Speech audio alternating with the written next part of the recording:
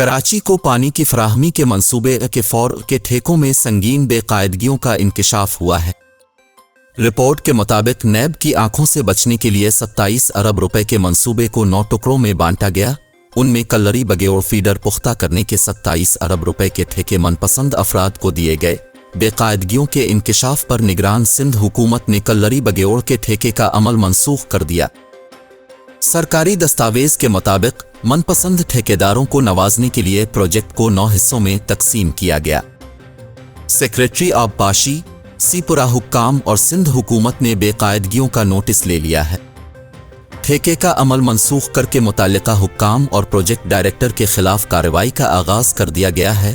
Project director हाजी खान जमाली को chief secretary Sindh ने show cause notice भी जारी कर दिया है।